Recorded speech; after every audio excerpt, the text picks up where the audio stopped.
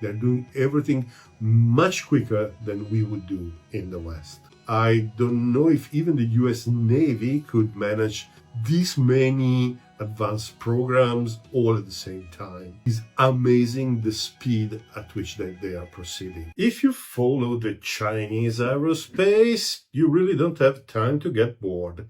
In fact, a few days ago, the Chinese Navy released a video, which is, I would say, it's a propaganda video, with Chinese aircraft landing and taking off from the Fujian carrier. And for those who don't know, the Fujian carrier is the first Chinese supercarrier. That is an aircraft carrier with catapults to launch the aircraft and arresting gear to recover them. And this is important because for the first time we have evidence of the Chinese aircraft operating from a catapult carrier.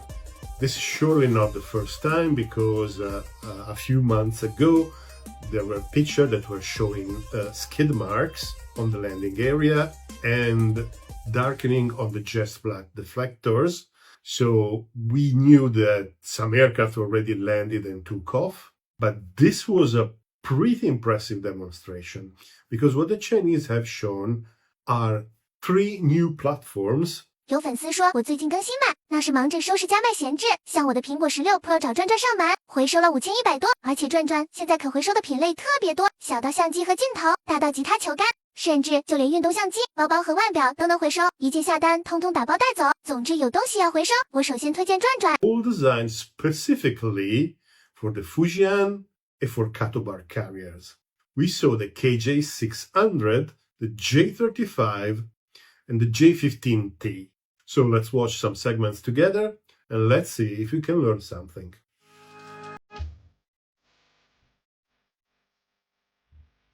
And here are all the 3 models in all their glory. The J35 looks short compared with the J15. I mean, these are surely tests, but they're also photo opportunities. So that's the reason why we have these nice pictures. All the guys, all the people of the crew seem to behave very formally. I don't know whether it is because they know that they're being filmed, but they would be anyway, probably, even though not for, let's say, public diffusion videos, or it's just their style. I'm not sure what is the panel in the end of the green guy. It could be a panel for the aircraft weight, for confirming the aircraft weight with the pilot and showing it to the catapult operators. But the number on the panel is strange, so I'm not sure. The KJ600 really has general configuration that is very similar to the E2, but well, I suppose that if you want to build an AWACS turboprop that operates from carriers, really you don't have that many architectural choices. Yeah, it's covered with antennas. Yeah, okay, I think this is the aircraft weight or anyway a number related to the weight.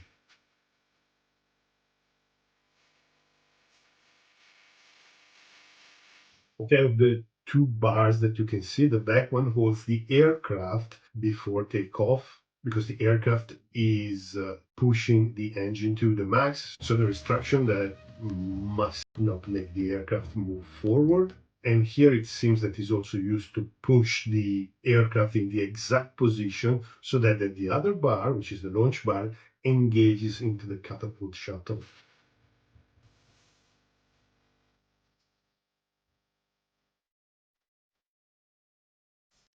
Yeah, this is a pretty steep climb for a turboprop. It has big flaps, but yeah, nonetheless.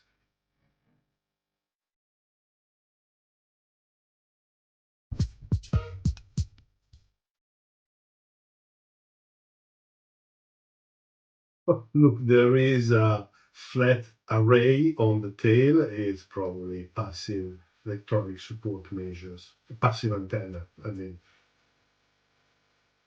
Yeah, J35 coming in.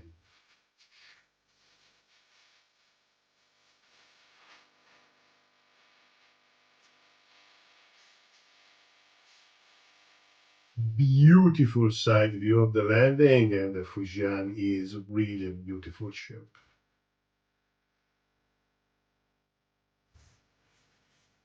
The most remarkable thing that I see with the J-25 is how clean the aircraft is overall. This is not the first time we notice this. You still have apertures all around the aircraft, but you see very little paneling, very little interruption or irregularities on the surface of the aircraft. There are some pictures where, with the right light, they are more noticeable, but still, it is a very, very clean aircraft. We should probably discuss how stealthy is this one.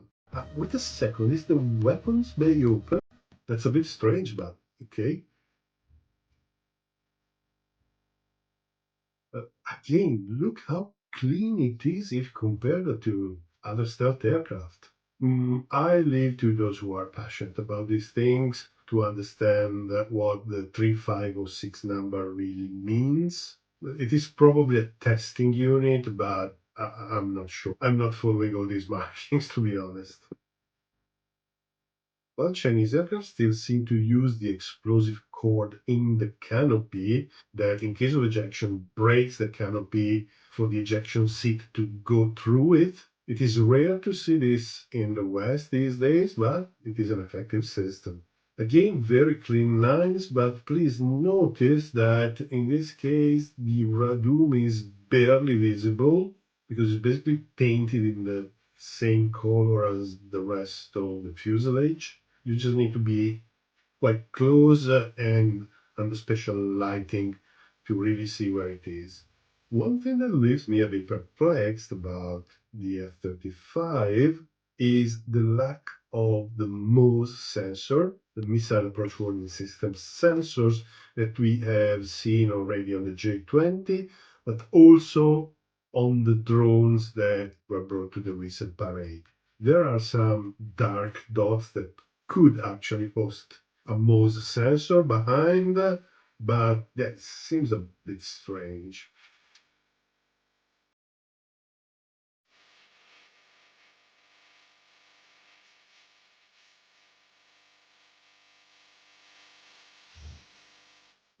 It seems that they mostly used the bow port side catapult for these tests, for these operations. It is well possible that they still don't have enough trained personnel to use more catapults. And anyway, at this stage, they are surely not testing the capability of generating sorties and using the various catapults all at the same time. This was just a test, takeoff, landing, handling, these sort of things.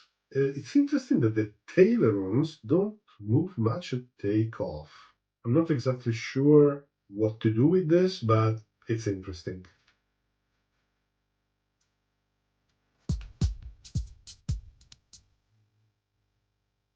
And here are the J-15T coming in. Beautiful angle, beautiful view.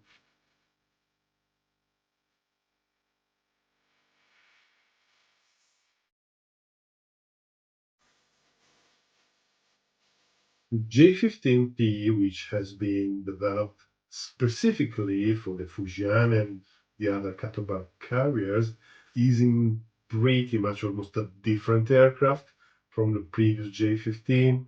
A new engine, totally new avionics, AISA radar. I mean, it's a modern aircraft, while I would say that the classic J-15 is almost obsolete now. I mean, an aircraft like this has very little in common with the original flankers, with the original Super V3. It has the same general configuration, the same shape, but basically everything else is different.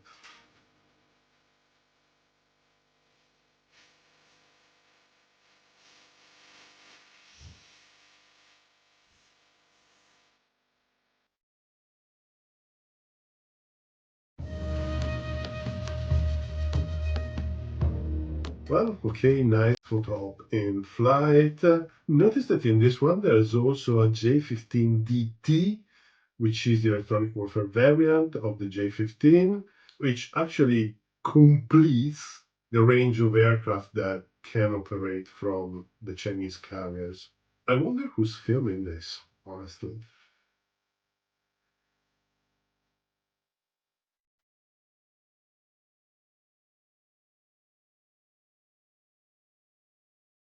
Okay, that was really interesting. This was supposed to happen at some point, and it happened probably way earlier than we expected. Consider that the carrier started the trials in May 2024, and the Chinese are working on basically three new aircraft, two completely new, the KJ600 and J35, an almost new aircraft, which is J15T, and not shown here, but there's also the GJ21, which is the naval variant of the GJ11 stealth UCAV. So they're working on such a range of platforms all at the same time, and it's impressive. I don't know if even the US Navy could manage this many advanced programs all at the same time. It is really impressive what they're doing, and as it often happens, it is amazing the speed at which they are proceeding. They're doing everything much quicker than we would do in the West. This was probably a round of pretty extensive tests of all these platforms altogether, but they probably just wanted to make a nice video like this for propaganda. That's fine, everybody does it. This is definitely not a precursor of operational and functional carrier wing. Mind, the Chinese already have experience in building a carrier wing on the Stormwater carriers, the Liaoning and the Shandong, but they are smaller, with way less capable. So there is an entire organizational knowledge to build here on how to manage the deployment of a real carrier wing. The Fujian, as the carrier, the ship, is expected to be accepted in service, to be commissioned by the end of 2025, but surely the aircraft doesn't have a carrier wing yet, and it will take some time to get there.